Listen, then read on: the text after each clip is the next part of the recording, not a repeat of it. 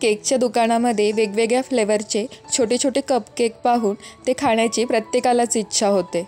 आज आपण बेकरीप्रमाणेच अगदी सॉफ्ट स्पॉन्जी असते ट्रुटी फ्रुटीचे कपकेक घरी कसे बनवायचे ह्याची सोपी रेसिपी बघणार आहोत।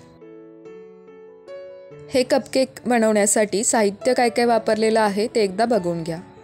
इथे मी अंड्याचा वापर करणार आहे। तुम्हाला जर एगलेस कपकेक बनवायचे असतील तर त्याऐवजी तुम्ही अर्धी वाटी दह्याचा वापर करू शकता।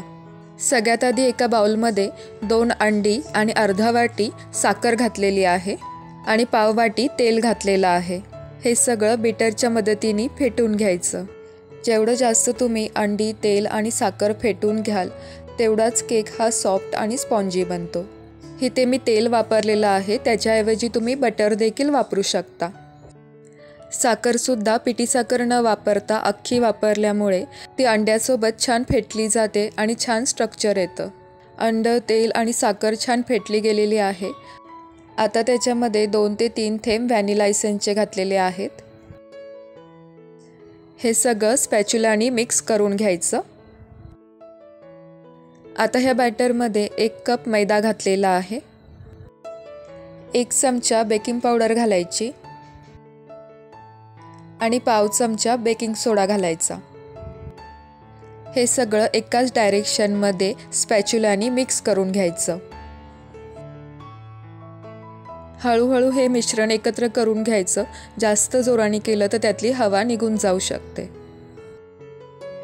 मिश्रण हे आता छान एकत्र करून घेतलेलं आहे।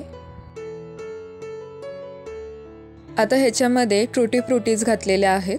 तुम्ही ह्यावेळी तुमच्या आवडीचे कोणतेही ड्रायफ्रूट्स सुद्धा घालू शकता। ट्रुटी फ्रुटी सुद्धा एकदा मिक्स करून घेऊ। आता हे कपकेकचं बॅटर तयार झालेलं आहे। कपकेकसाठी मी अशा प्रकारचे सिलिकॉन मोल्डचा वापर केलेला आहे। तुम्ही घरामध्ये वापरत असलेल्या वाट्यांचा देखील वापर करू शकता। ह्या मोल्डमध्ये किंवा घरातल्या स्टीलच्या वाट्यांमध्ये हे केकचं बॅटर भरायचं। भांडं थोडं रिकामं ठेवायचं म्हणजे ते फुलल्यानंतर अजून वरती येतं। प्रीहीट केलेल्या ओव्हनमध्ये 18 ते 20 मिनटं हे कपकेक बेक करून घ्यायचे किंवा कुकरमध्ये प्रीहीट करून त्याची रिंग आणि शिट्टी काढून सुद्धा 15 ते 20 मिनटं तुम्ही हे बेक करू शकता। अशा प्रकारे अगदी झटपट आणि बेकरी स्टाईल सॉफ्ट आणि स्पॉन्जी असे ट्रुटी फ्रुटीचे कपकेक घरी तयार झालेले आहेत।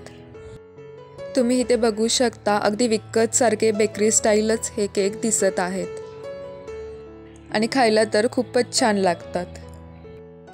ही रेसिपी बनवण्यासाठी जास्त वेळही लागत नाही आणि ब्रेकफास्टसाठी किंवा टिफिनमध्ये देण्यासाठी तर एक उत्तमच पर्याय आहे।